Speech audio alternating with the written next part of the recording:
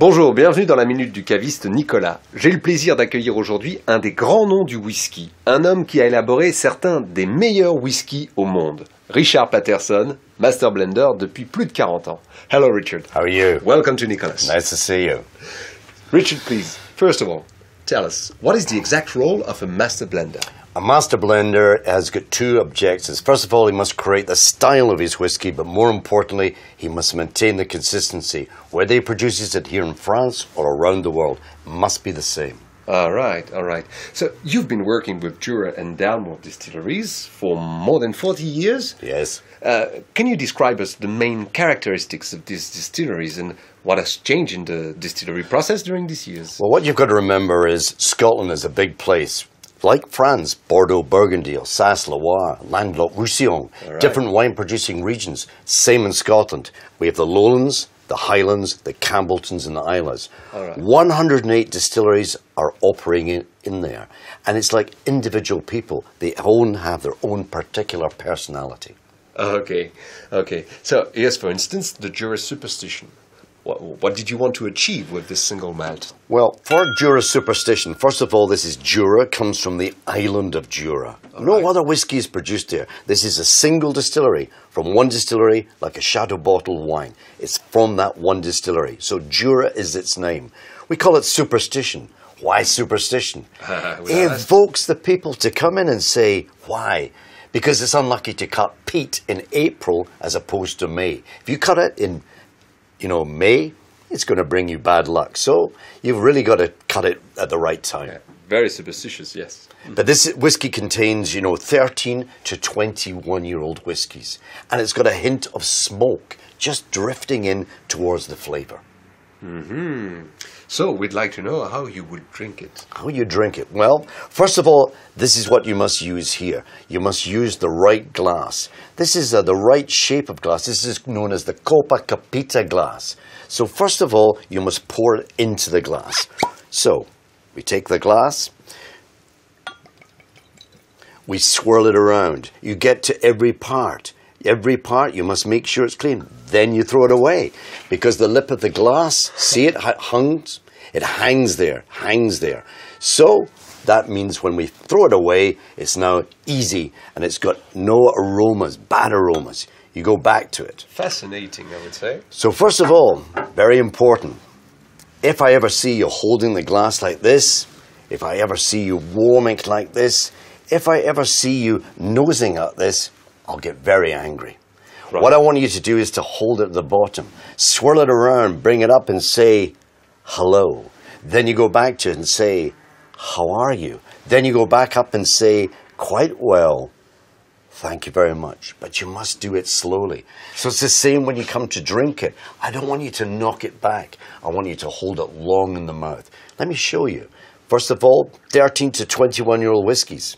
Right? Yeah. Don't forget that. Mm-hmm. Because what I want you to do is to hold it in the mouth for that length of time. You put it in the mouth.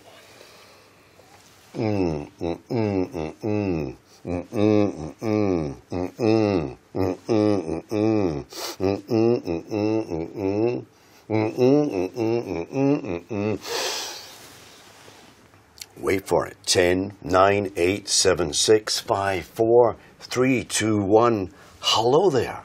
It starts to open up. It's the same with eating food. You don't just swallow the food. No.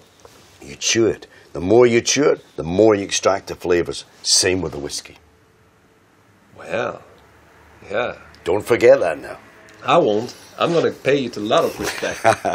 Tell me, I heard that you never put ice cubes in your whiskey. Is that true? No, look. You take the whiskey, you put an ice cube in it. What does it do? It immediately freezes it. It masks the flavours. It's taken me 21 long years to create this whiskey. Now you've chilled it. So what do you do with it? You chuck it away. All right. Well, here's another whiskey you created, the Dalmore Single Malt. A 12 years old 12 whiskey. years old. Mm-hmm. That means all the whiskies in that bottle are not less than age specified. If you put any 3-year-old whiskey amongst that 12 years old, it immediately becomes 3 years overnight. Right. So the consumer must know exactly when he sees 12 years written on the bottle, all the whiskies cannot be less than 12 years. Okay. Oh, very nice. But tell me, what did you do during all these years, Richard? Did you just let the spirit sleep quietly, or did you help it to mature? And Well, if yes. so, how? Well, you're right. We did let it mature quietly. We let it sleep. We let it sleep in this here. This is the cask. This is not just any cask. This is American white oak. It's come from the Ozark Mountain Range of Missouri all the way from America. This previously held bourbon, but we keep it in there for 10 long years. But it's not enough. When you go home tonight, have a shower, have a bath, you maybe change your clothes. How do you feel? More stimulated, more motivated. It's the same with my whiskey. I've got to dress it in the perfect wood. American white oak to begin with, then I go to Spain, Jerez de la Frontera, and I get Gonzalez Baez Oloroso sherry. And I leave it there for 2 years. This sherry, which of course originally was in the wood, has to be emptied out. I leave 5 litres in it, and when it comes to Scotland, we remove that 5 litres. But there's 10% of that sherry in the pores of the wood. So we put the Dalmore in there. Over that 2-year period, it draws the goodness from the sherry cask, and it gives it a new dimension. So when you look at Dalmore, you must look for the top notes, like a perfume, like Chanel No. 5, jasmine, the top note. Well, it's the same here with Dalmore. Again, pour it in the glass. Make sure it's nice and clean.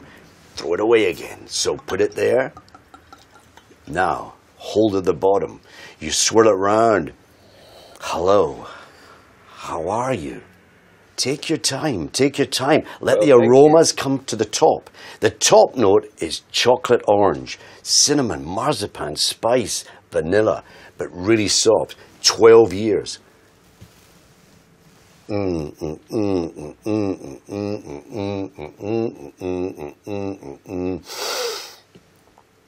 The first taste is always important, but it's always the second taste. The second taste really brings the flavors home.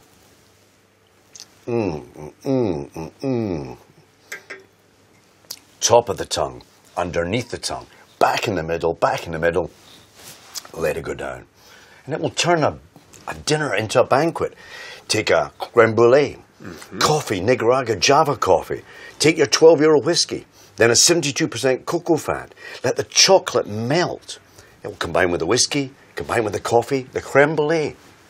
Sensational. Sounds like poetry. It is. Very nice. Well, you've once said that every whiskey has a story to tell. Certainly does. What does this glass of Dalmore say? Well, you've got to look at the bottle. It tells you something here. Here's where a stag, which relates to the Mackenzie family. This goes back much further. It goes back to 1263. The story goes that King Alexander III was out hunting, and he cornered this stag. And the stag was just about to rip him when Colin Fitzgerald, chieftain of the Clan Mackenzie, steps forward with his spear. He stabs and kills the stag, but saves the king. Because he saves the king, he's granted the stag as the emblem of the Clan Mackenzie. So when, of course, Andrew Mackenzie took over the distillery in 1868, he adorned the bottle with a stag. And that's why it's here to this very day. All right.